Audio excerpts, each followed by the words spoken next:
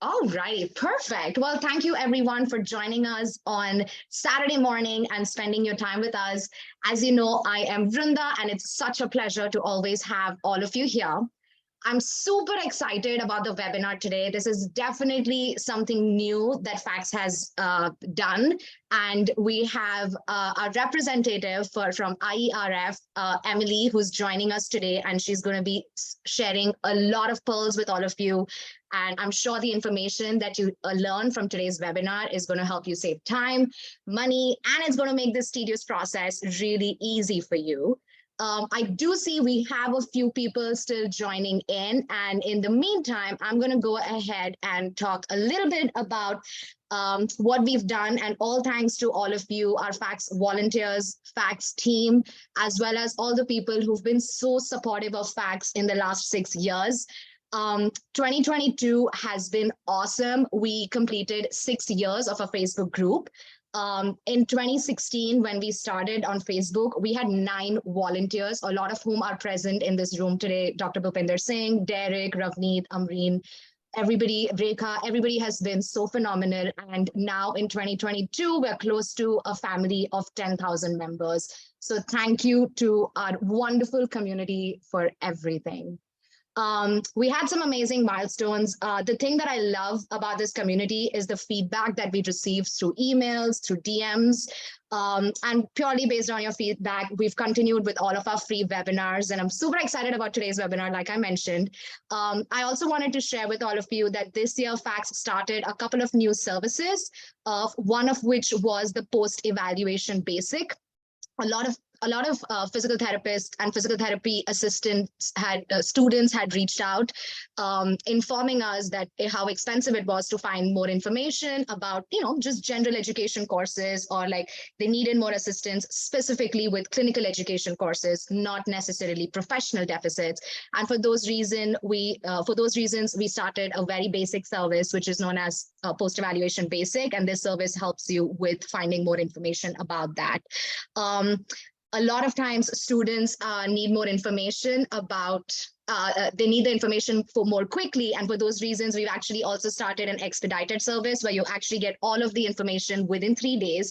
So if you're on a time crunch, this service is perfect for you. And last but not the least, we partnered with one of the best organizations for credentialing, which is IERF. And Emily is going to be sharing more information about that today. Just to give all of you a brief idea about what IERF is. IERF is actually, it stands for International Education Research Foundation, and it was the first credentialing agency established in the US. It was founded in 1969, and it has been operating for over 50 years.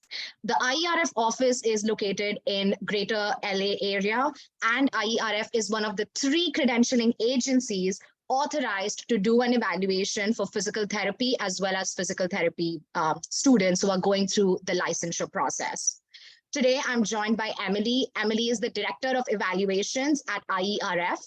Emily started off as a junior evaluator at IERF in 2000 and has been with IERF for the past 2 decades. Before that, she received her bachelor's degree from University of Pennsylvania, and she earned her master's from Cambridge University.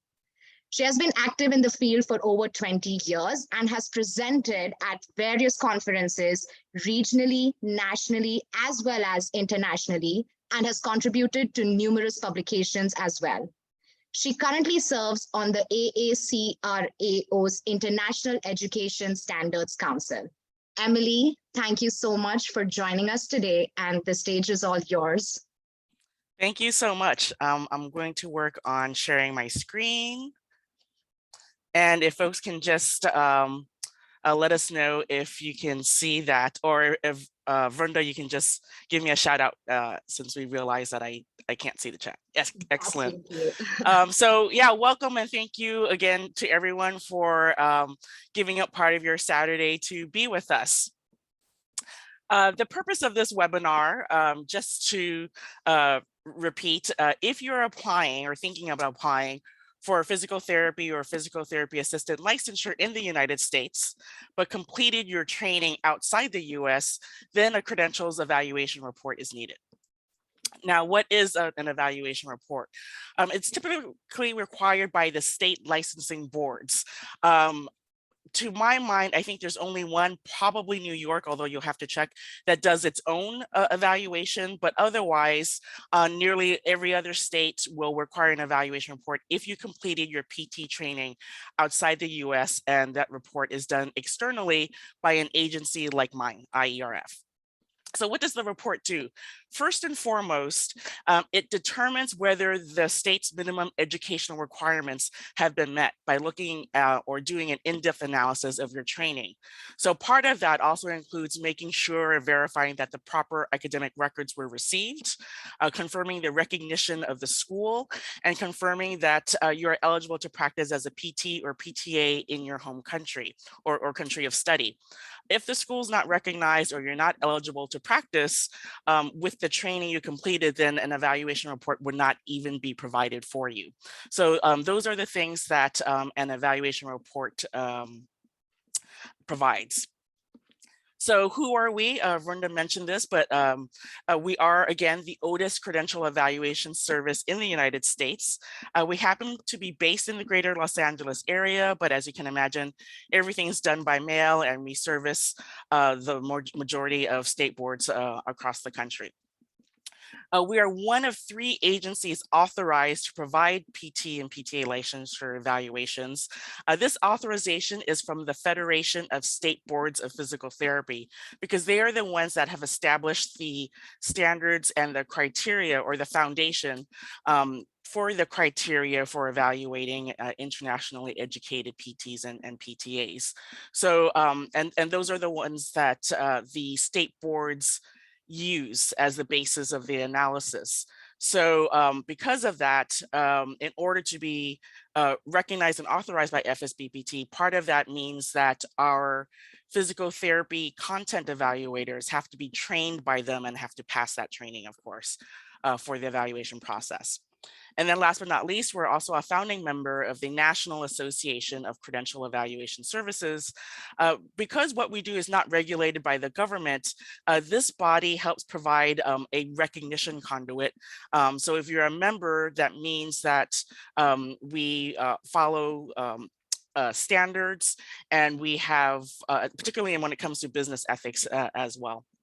So those, we have recognition in terms of the Federation of State Boards of Physical Therapy, as well as NACES, the National Association of Credential Evaluation Services. Just a little bit more about our actual team of evaluators. Many, if not most, are multilingual and have lived and studied abroad to some extent. Because of this, it has fostered a commitment and passion about research and international education. And they are highly trained. As you can imagine, there are no degrees in credentials evaluation. It's not like accounting or what have you, or teaching. So they come to us, and then we train them from the ground up, and it is a long process because there are just so many educational systems around the world. And then in addition to that, we have an extensive library and database. Again, we've been around for over 5 decades. So the amount of information and expertise that we've accumulated and amassed has been great. So what do you first do to go for information? Other than attending this webinar, you can also go to our website, and there's a specific page that's devoted to physical therapy and PTA licensure applications. We have the link on this slide here. On that page, there's a short video with general instructions. This webinar happens to be much more detailed. That page will also include information about fees, required documents, and a list of state boards that accept our reports. As I mentioned, the requirements of the state boards can vary, and that includes which agencies they choose to accept and work with. So this is a screenshot of the list on our webpage that lists which state boards work with us and accept our reports. As you can see here, the list can vary between PT and PTA licensure. That's because many states actually don't have built in their rules and regulations a process for foreign trained PTAs to apply for PTA licensure. So a lot of it has to do with that. These states here that we work with, they do allow foreign trained PTs to apply for PTA licensure, with the exception of Florida and North Carolina. For Florida and North Carolina, they do allow for international PTAs, but they have to have been trained as a PTA in their home country. So they cannot just take their PT degree and then apply for PTA in Florida and North Carolina. In order to apply for PTA licensure, again, they have to be a PTA in the home country. Some people might wonder, well, PTA is lower than a PT. Why do they make that distinction? It's because the scopes of practice are different in this country. So those two states do make that distinction. So another thing to be mindful of is that we do not provide licensure evaluations for visa screening.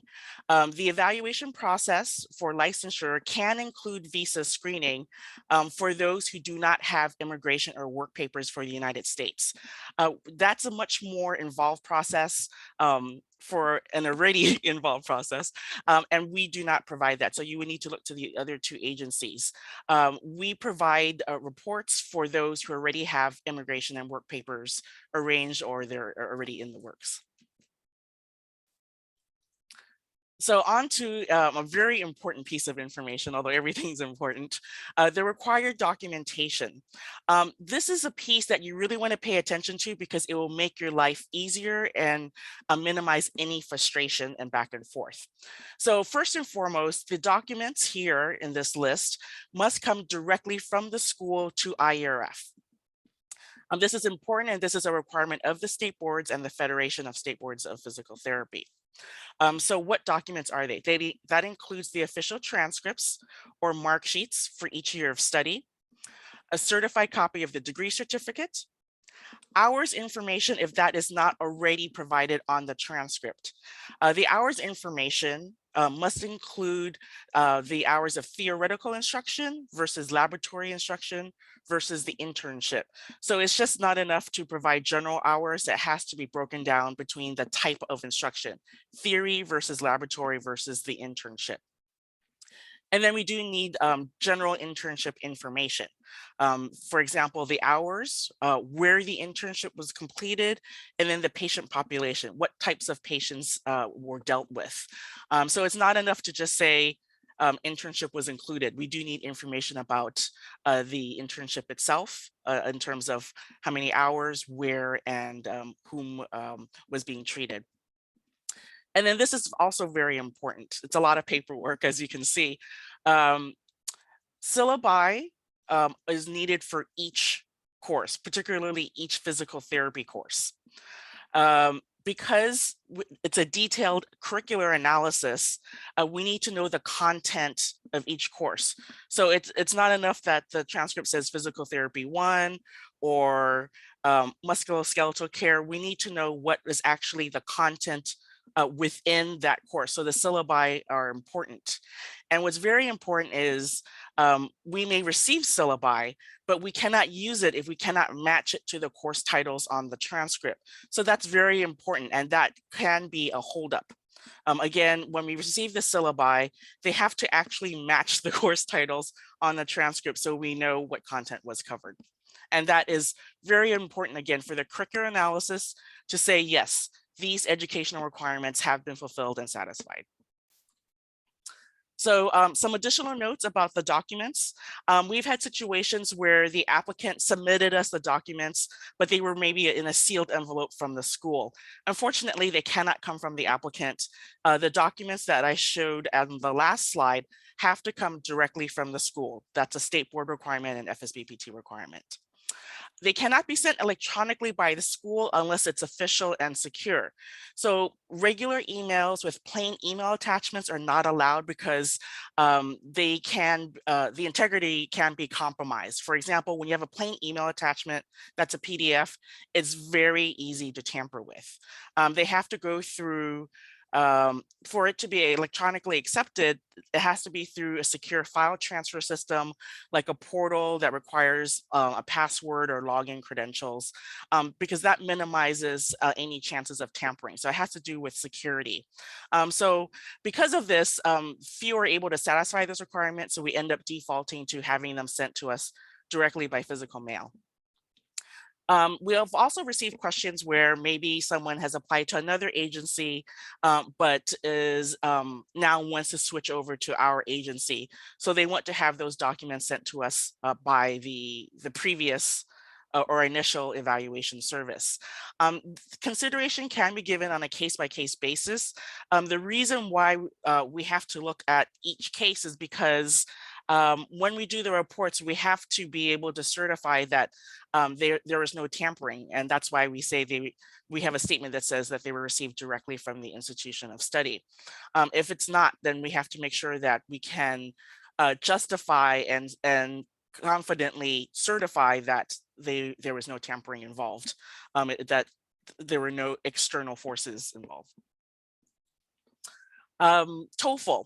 So in many cases, TOEFL scores may be required in the application process for licensure, but our agency, IERF, does not need them unless you're applying to the state of California.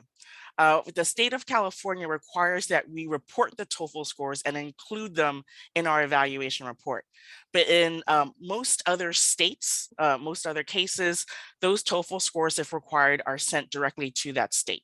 It's just California that is the exception here.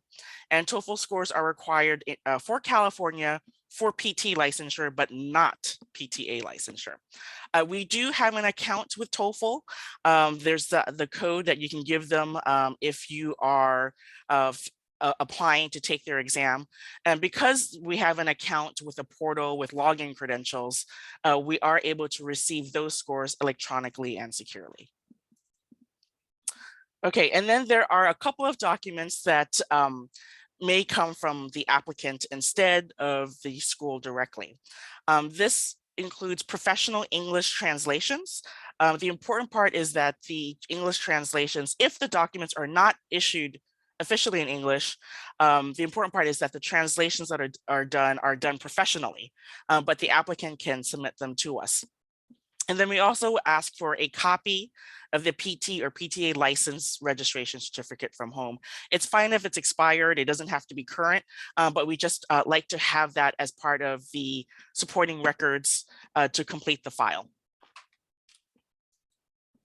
Okay, why are translations required? Earlier on, I just said we have a multilingual staff who've studied and lived abroad. Translations are required only for documents that are not officially issued in English. There are many countries that do provide them in English, so we will accept them. Translating documents and then doing a review, a curricular analysis, are two separate processes. And so requiring professional translations up front helps us keep the processing time and the processing cost down, because that takes away one process or activity. And that way we can focus solely on the curricular analysis. Our evaluators do work from the original language documents, but we have many other staff. We have data entry personnel, typists, document technicians, scanners. So they also need to know what they're looking at and to be able to label things accordingly. So that's why we require English translations. If our staff find that the translations are inadequate, they may be rejected. So upfront, we just say, please have professional translations provided.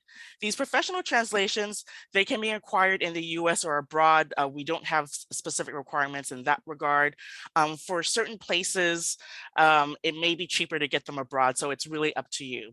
And they do not need to be notarized. Notarization is a separate process and does not impact the quality of the translation translations themselves. We're just interested in the professional English translations.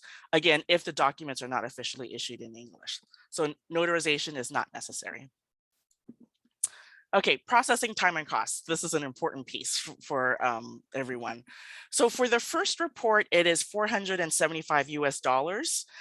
If you apply at the same time and request additional states or an additional level, for example, maybe you're applying to the state, one state, but you want both PT and PTA licensure reports, that's an additional $150. Again, for each additional state or level, $150.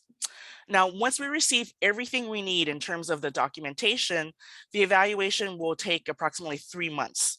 So if we don't have all the documentation and then additional time is needed to receive them, to obtain them and get them to us, the 3-month period does not start until we have the complete file, we have all the documentation. So if there are syllabi that are missing, transcripts that are missing, that 3-month period won't start until everything comes in. And unfortunately, because it is an involved, detailed assessment process, there are no rush services available either, unfortunately. So planning is very important. Why does the evaluation process take so long? It's a multi-phase process. Of course, there's the document review to make sure we have a complete file, there are official records. And then we have our regional specialists who are experts in the educational system and can convert the credits and grades. And then we have our PT education specialists who can look at the content and perform their curricular analysis. And then we have the finalization of the report, quality assurance, and then we have to make sure that each state board's requirements are satisfied when the report goes out. Because as I mentioned, their reports, their requirements can vary down to, in some instances, the language that's used in the reports. So because there's so many details and steps that go into us, we cannot do rush services, and that's why it does take approximately 3 months from the time we have everything we need. Now, how do you apply? So I mentioned that page where it has all the information about the PT licensure reports and PTA licensure reports. But in terms of the application itself, when you go to our homepage, there is a red button at the top that says apply now. And then if you click on that, that will take you to the application portal. So it's like shopping on Amazon. I'm assuming most of you have done that. There's different bits of information you have to fill out. And it's very straightforward. So in each section, I'll ask you, for example, for your applicant information, right? Your contact details. I'll ask for your educational history. It's really important for you to take the time to fill out your educational history because that will help us make sure that we have all the documents we need and that we have a complete understanding of your educational history. The purpose of the report, there's a drop-down menu, you want to put professional licensing. And then when you do that, then it'll ask you which state, it'll ask you PT or PTA, so you just follow the steps. As I mentioned, it's very straightforward. And then afterwards, you can review everything, edit it if needed, and then submit the application. If you need to step away, your application can be saved and you can return to it within 90 days without having to re-enter everything. So that's completely fine. You're not expected to finish everything all in one go.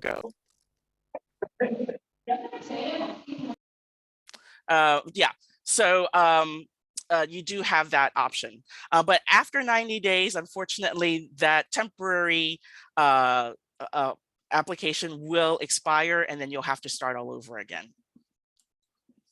Okay, once you're done, you will receive a file number and a cover page with a barcode.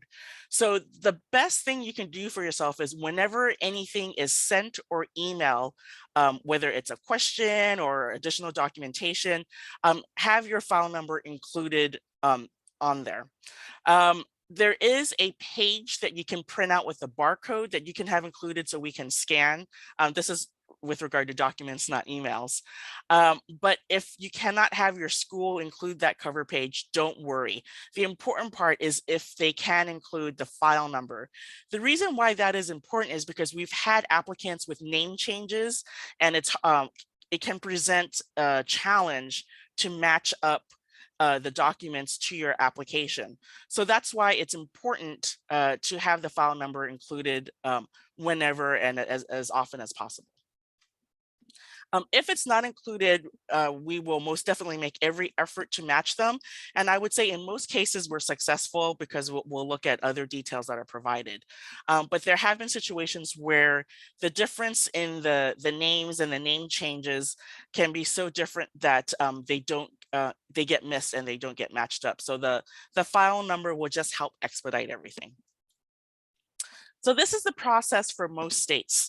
Once you've decided you're going to apply for licensure and you choose IERF, you're going to have to also know which state you want to apply. It's not a matter of just applying for a general report and then seeing how things go and then applying to a state afterwards. As I mentioned, each state board requirement has requirements that can vary. So we need to know from the beginning which state you're looking at so that we can make sure our report satisfies their requirements and what they want included. Once you've applied to us, you'll have the file number. So you'll want to arrange to have the records, the necessary records sent to us. And again, have that file number where possible referenced. Apply to the state board because they'll need to know you are applying to them as well so that when they receive our report, they can match you up. So when we're done with the evaluation, both you and the state board or boards, plural, will receive the evaluation. Most of the boards we work with have an electronic setup, so it'll go very quickly. When you receive your copy of the report, it will be an unofficial copy in PDF format via email. So no time will be lost. In most cases, it will be digitally transmitted immediately to both you and the board. So the IERF evaluation report, what does it contain? So there are two documents mainly. There's the cover report, which provides a summary, including whether or not the applicant passed and what deficiencies there are, if applicable. And then after that is the detailed evaluation checklist. This is the curriculum analysis that I was referring to, which states the course content requirements of that board, and then whether each one has been satisfied. So it's quite a detailed document. It can be up to 10 pages and more. That particular document is also referred to as a coursework tool, or CWT for short. So it's helpful to be aware of some of the terminology. So coursework tool and CWT is often the document used for the curricular analysis. So in terms of the educational requirements, what exactly is required? Unfortunately, I can't give you a list because it can vary by state board and by period of graduation. So as you can imagine, as the time period progresses on, especially to current day 2023, there is more requirements, typically speaking. There are some gen ed requirements, for example, maybe a humanities course, a social science course, that sort of thing. More importantly, there are professional education requirements in terms of the PT content, their internship requirements, and then their minimum credit requirements. So these are the kinds of components that go into the analysis and assessment. Common causes for delay. So this is the piece where to be mindful of to help minimize any frustrations and back and forth, and to help facilitate as smooth a process as possible for something that's already long and arduous. Number one, if the documents were not sent directly from the school, that will cause a delay because unfortunately we're not allowed to take them. If there's missing or incomplete information, especially with regard to the internship, syllabi missing for some courses, as you can imagine, there's a number of courses and maybe syllabi have not been received for all of them. Just so you know, we have had situations where applicants have asked us to perhaps proceed without the syllabi for those courses, but then that means credit cannot be given for those courses. And we have no way of knowing ahead of time whether those can be used to satisfy the requirements on that coursework tool or checklist. So that's just something to be mindful of. Another reason why syllabi might not be accepted is if they're not from the period of study. That's very important. That's something that we look at. So that will be something for you to grapple with if you studied some time ago, because sometimes, depending on the school and how organized they are, access to those documents might be a bit trickier. And then I've mentioned this before. I like to mention this a lot because it is a common issue for us. When the syllabi do not match the course titles on the transcript, that's really important. Missing English translations, as you can imagine, if the documents are not officially issued in English, and if the documents are not official or legible. We have had situations where documents were photocopied, of course, as you can imagine, but they're super light and we can barely read them. If we can barely read them, we cannot make the assessment or do the review. So those are things to be mindful of that can cause delays. So what do you do after you receive the evaluation report, right? Because there are some pieces or steps after that as well. But that's already a huge deal once you get your evaluation. Now, if you pass, that's the best case scenario, then it goes directly to the board, and then the board will tell you what you need to do, whether it's taking the National Physical Therapy exam or what have you. But at that point, it's between you and the board. Now, unfortunately, if there are deficiencies found and not all the requirements have been satisfied, then there are two ways of dealing with that. If you believe that you did actually complete training in those areas, you can appeal that. And that would involve getting the documentation to prove that, etc. If you did not complete training there, then that means you would need to go and take additional coursework. And that's really where FACTS can come in and help save the day, because trying to determine which class to take and which would satisfy those deficiencies can be daunting, because there's so many out there, and there's certain requirements. For example, it can't be continuing ed, it can't be from an unrecognized school, those sorts of things. So FACTS can help you navigate that so that you're not wasting your time or money when you're taking additional coursework. So criteria for credit, so that you can use that to satisfy the educational requirement on the coursework tool. So first and foremost, the studies have to be post-secondary and at a recognized school. Unfortunately, we can't use high school studies, we can't use secondary level studies, and we can't use PT courses that are regarded as non-passing.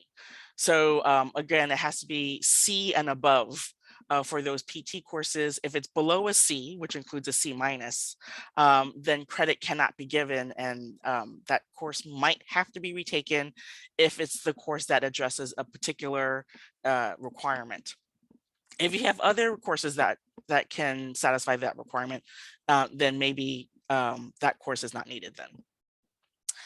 In most cases, the courses have to be degree applicable. So for example, if there's a situation where English might be required, or you want to use English to satisfy a humanities requirement, you can't use remedial courses, unfortunately. ESL, English as a second language, can't be used. So it has to be degree applicable. Continuing education, which is usually a random seminar of a couple hours or whatnot. Normally, continuing education courses are not allowed to satisfy these requirements because they want it to be education that prepares entry-level physical therapists. So that would not include, that would exclude, in fact, remedial courses and continuing education courses. In most cases, the requirements cannot be satisfied through content that's only taught in the internship. So we've had situations where applicants have said, I did learn this, but it was in the internship. And unfortunately, on the coursework tool, in most of the sections, they're looking for theoretical content, theoretical instruction in those areas. So unfortunately, internship may not be used to satisfy that. So those are the considerations in terms of what can be used for credit toward requirements on the curricular analysis. Appeals. So as I mentioned, there may be situations where you feel, wait a second, I did learn this in school. I should get credit for this. I should not have to retake it.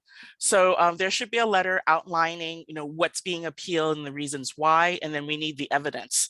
That usually means a copy of the syllabi for that course with the section highlighted. Sometimes it was, well, actually, a lot of times it may be because it was not included in the information submitted to us by the school. So if we have new documentation that's submitted by the school, that would be a $200 fee because that was not something that was included altogether in the beginning. The school will need to explain why it wasn't included with the initial documentation.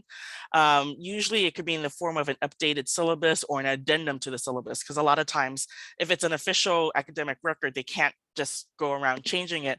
So they can do an addendum and that's fine. What is not helpful and what would not be sufficient is if the school wrote a letter saying, yes, this student took community health or whatever the subject matter may be. We need to actually see the evidence and the content. That's why the syllabi are so important, because we have to use that to cite the evidence. Otherwise, we're unable to give credit. The time frame for appeals is 90 days from the time the report has been issued, and up to 2 appeals are allowed. So it's very important to make sure that the appeals are done right with the evidence, submission of evidence, because they cannot keep going and prolonging. Typically, the appeals themselves do take 30 business days to review, because we have to get the committee together, which includes the regional specialists as well as the PT education content specialists. So there's a review committee that looks at these. Reevaluations. So reevaluations happen after the report has already been released, completed and released, but they're either new studies, or you want to switch to a new state or switch to PT versus PTA. That cost is $325, and there's a 5-year limit from the time of the original report.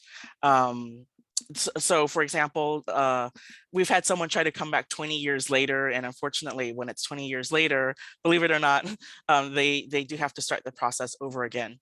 Now, if it's within the 4 years and you're completing the course and working on getting the documentation to us, you can let us know, and we can hold that. But otherwise, it's a 5-year limit. And this is the link for making sure that you can get the application and information in. So that's pretty much the process in general. It's already a lot to digest.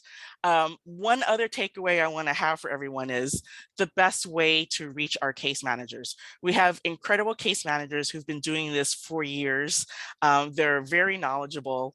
So what you want to do is contact them via email at alliedhealth@ierf.org. The reason why we do all this in writing is because usually there's a lot of information to digest, and we want you to have our responses in writing. And also it's because there are a lot of times where things have to be looked at and reviewed, whether it's the case itself or whatnot. So the email is the best way to reach us, and again, include your file number and whatnot, and they will be on hand to assist you. And that's it. That was excellent. Thank you so much, Emily. That was a very lot of detailed information. So that was awesome. And just to all of our viewers, I just want to add that I have personally interacted with a lot of different credentialing agencies, and hands down, IERF has been like the smoothest. Like the process has been so smooth with IERF. They're very good with responding to their emails. So make sure you note down their contact information, or if you have any questions, you can always reach out to us as well, and we'd be happy to connect you with the IERF staff. So with that, Emily, we do have, the chat was very interactive, and we do have a few questions for you. So Sure. I'm gonna start reading some of the questions, and we will go from there. Okay, so I received a lot of questions on private chat as well as public chat. So I'll try my best to go in an order and try not to miss any question. But one of the last questions one of the last questions that I see over here is, does IERF do evaluations for New York? No, so that's one of the states I believe actually does its own. I think that's, I could be wrong, but my understanding and belief is that they are the sole state that does its own evaluation, and every other requires the service of an evaluation agency. But I always say the best thing to do is check directly with the board to get the most up-to-date information. Absolutely. And you're absolutely right. So if whoever is planning to apply, or like whoever is planning to go the New York route, you can, there are like 2 other credentialing agencies where you can send your documents, but those agencies are not going to do the evaluation. They will actually send it to the New York State Board, and the New York State Board will do the evaluation. So yeah. There's another question that's another student just asked, does IERF do evaluation for Minnesota? And I'm sure Emily can answer that. But again, going back, all of you are going to receive the recording of this webinar. So you can always go back to the slide. I think Emily had a really beautiful table where it mentioned which states are accept IERF evaluation for PT and which states accept it for PTA. So I don't know, Emily, if you know that off the top of your head, or we can just go back to the table that you had. Oh yeah, no. Yeah, unfortunately, Minnesota is not a state we have a relationship with. Sometimes it's a situation of they will take FSBPT, approved agencies, which I mentioned we're one of 3, but we don't have a formal relationship with them. So sometimes that's something you want to check if you want to work with us, but they are not on our list because we don't have an active formal relationship with them. I agree. And just to add to what Emily said, you can always, if you have an IERF evaluation and if you're like endorsing to a different state, you can always let the state board know that you have an IERF evaluation for this state. Will it be accepted or not? And a lot of times state boards will meet and they'll let you know if they're willing to accept it or not. So the one thing I tell all of the clients that I work with is that it never hurts to ask. Just make sure you ask. So that way, if things work out in your favor, that is always awesome. Emily, the next question that I received in private chat was, once the evaluation is done by IERF, do you send the documents to the state board, or do you send it to the student and the student has to send it to the state board? So whenever a report is completed, it is the requirement for our agency to send it off directly to the state board, except California. California is special. Yeah, most other states, we send the evaluation report directly, and they will tell us what they require as supplementary information. Most state boards will say it's sufficient to just receive the report itself, which are those 2 documents I mentioned. Most state boards do not require a copy of the transcripts and the syllabi, because as you mentioned, as you can imagine, that's a lot of documents if you're talking about the syllabi per PT course. So normally they are not interested in that. They are always allowed to request us for more information. We rarely have that, but we have had 1 or 2 situations, probably in my 20 years, where they might have had a question, and we're happy to respond or follow up with copies of the documents. But normally they're not interested in that. They just want the bottom line, the outcome. Got it. And they don't have to pay extra money for you to send the report to the state board, right? That's already included in the fees. Is that correct? I think there may be, I could be wrong. I think there's a $10 fee, but that's for the electronic transmission so that it's automatic. Yeah. Got it. Perfect. The next question is from Nitesh. He asks, which evaluation could be a better option other than California? I'm going to take this question if you don't mind, Emily. Please. Nitesh, I think it really depends on which state you want to get licensed in. If California is a goal, obviously you should go with California. A lot of times what PTs and PTAs do is they get licensed in another state, such as New York, which is an easier state to get licensed in, and then they endorse it to another state. So that way they can take their NPTE sooner. But if you're talking about state selections, California is actually a good state to get licensed in. And then you have other options like Maryland, Texas, Florida. Those are all relatively easier states to get licensed in compared to a lot of other states that have more requirements. Okay, going to the next question. Do you accept documents from other agencies? And I think what the student was trying to ask is if they have sent their documents to, say, another credentialing agency, but they don't want to go ahead with it, instead of having to send their documents from their PT school, from their home country, can they just have that credentialing agency send the documents to you? So on the whole, it's something we're willing to consider. We wouldn't say yes immediately. We want to know the situation. So you should definitely email the email address I provided just now, and they'll get that sorted out. Normally, again, it shouldn't be a problem. We don't like to put up obstacles. That's not our goal. We're trying to do the opposite. But again, because of the requirements and us having to be able to say that it received directly from the school or that there was no tampering, that does make things a little tricky. So we would want to know who the agency is, and if necessary, have a conversation with that agency. I'm going to assume it's one of the 3 or other 2 authorized agencies, because otherwise that would present a problem. Fair enough. And that is helpful to know. I think one of the struggles that a lot of foreign trained PTs face is getting documents from their home country. So knowing that you are open to considering, I think that is definitely good to hear. Another question that I received in private chat is, do you accept students and documents from all the countries, or are there any specific countries that are not included?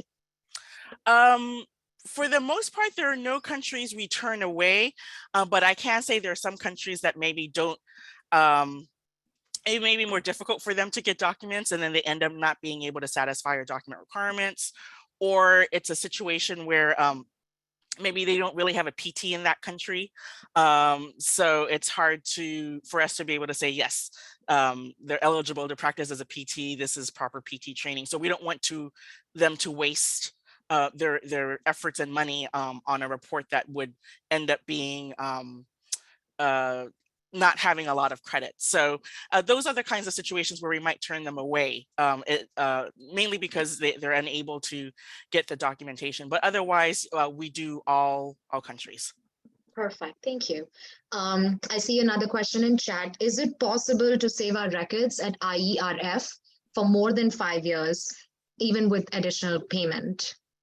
That is something we do consider on a case-by-case basis. And again, I would recommend contacting the email address. Again, we do want to make things easy for folks, but it's also an administrative issue. So that's why we can't do it automatically for everyone. But if there are, particularly if there are extenuating circumstances and you can state your case and email them, usually an allowance can be made. Perfect. That is good to know. I love all of the responses. They're very positive. We try. Alrighty, and I think this is another question that was actually asked by 2 people in chat.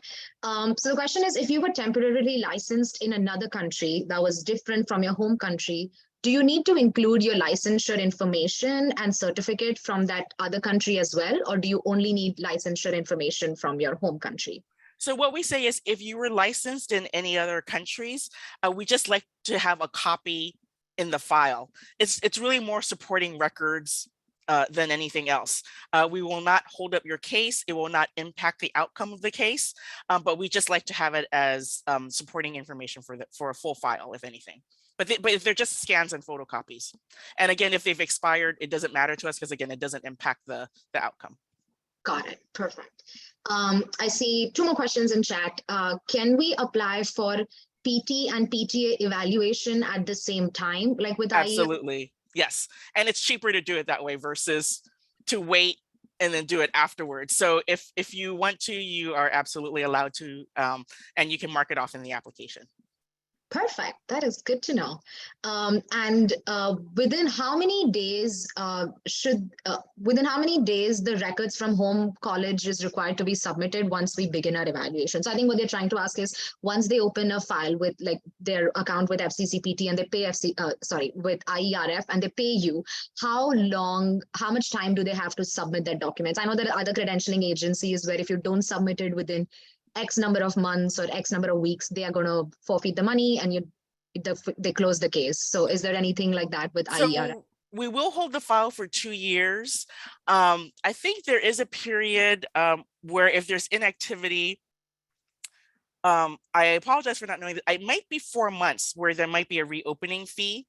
So we'll still have the file, but because there's been an inactivity, there might be a reopening fee, but I'm not 100% sure, and I apologize for that. If you have their specific contact information, I can look that up and follow up. But we'll hold the file overall for 2 years, but they still have to get it in within a certain time frame, I believe. Got it. That's helpful to know. And I think it was Nitesh who asked the question. Nitesh, Emily did share the contact information, so feel free to reach out to IERF, or again, you can always reach out to us as well, and we'd be happy to connect you with IERF too. There's another question in chat. Since I worked as a PT in my home country, is it possible to apply for PTA evaluation? So yes, but you'll have to look at our list of PTA states, if you will. There are 2, Florida and North Carolina. They will only allow PTA applications if you were trained as a PTA. But it sounds like in your case, you were trained as a PT, so you would not be able to apply to Florida or North Carolina. And then I would just check the PTA state list on our website or the slide. Fair enough. And Pradeep, I completely agree with Emily. It really depends on the state that you're planning to apply to. So FACTS does have a list of states where we share information about which states will allow you to work as a PTA based on your PT education versus which states don't. A lot of states have specific requirements for PTs as well as PTAs. And again, one of our FACTS advisors can assist you with that information as well. Shikha's question is, can IERF do type 1 evaluation for visa screen? Unfortunately, we don't do visa screen. We just do the evaluation piece and not all the other parts that go into visa screening, unfortunately. Agreed. And I think I still believe that IERF is a better option, because if you apply to a different credentialing agency, like just to take your initial licensure, right? You have evaluation for initial licensure, and then you have visa screen. So a lot of other credentialing agencies, even for that initial licensure process, you're paying about over $1,000 for that initial licensure itself. Versus if you go with IERF for that initial licensure piece, it's less than $500. So you're easily saving about $500 to $700 right there if you go with IERF for the initial licensure. And then once you're applying for your type 1 evaluation or your visa screen, then you can go ahead and apply to the agencies that allow you to do that. That way you're still saving time, you're still saving money, and the process is going to be a lot smoother for you. I have a question in private chat. They ask, is it required to have a license as a PT in my home country to start my evaluation process with IERF? No, so you're not required to be licensed, but what is required is that the training and the credential you receive does allow you to continue and become licensed. So it's not that you have to already be licensed, but you have to be eligible with your academic credentials. You have to be eligible to become licensed in your home country. So that's important. If you were already licensed, again, we would like a copy of that certificate, but that will not hold up your case. Got it. Also, I have another question in private chat, and it's a visa related question, so I'm happy to take that. Anitra's question is, if you have an H4 visa, can I still apply through IERF? Nitra, the answer is yes. You still can apply where IERF for any state that Emily had on her slides, and you'll be found eligible and the states will accept it. If in the future you do plan to apply for type 1 or something, in that case, you will need a visa screen certificate. But just to get started with the process and get your initial credentialing done for the NPTE, you can absolutely go ahead and apply to IERF as well. Thanks, Brenda. I did not know that. You're welcome. That actually brings me to the end of the list of questions that I had. That was amazing. Emily, thank you so much for sharing all this wealth of information. That was excellent and very detailed. I know I learned a lot of things So that was great. Thank you so much. And thank you to all the participants today who attended the whole webinar and for being so active in chat and asking questions. We appreciate each and every one of you. And if you ever have any questions or if there's anything that we can assist you with, please don't hesitate to reach out. You can either email us at contact@faxpt.org, or you can also go to our website, which is faxpt.org. And you'll find more information about state-specific requirements over there as well. And just to share one more thing, just to elaborate on the IERF and FACS partnership that we had, as you may know, a lot of foreign trained physical therapy students and physical therapy assistants have a lot of course deficits as well. And that's one of the reasons why IERF and FACS partnered. So in case you go through your IERF process, and if you have any questions or if you're lacking any courses, we're happy to assist you with finding more information about those courses. FACS has also partnered with some of the US accredited schools, which will allow you to get up to a 10 to 20% discount on certain courses. And that helps you save time and money. And like I mentioned, IERF is one of the most economical options out there for credentialing. So with that in mind, this brings us to the end of the webinar. Thank you once again, everyone. And I hope all of you have a wonderful weekend. Thank you and good luck to everyone.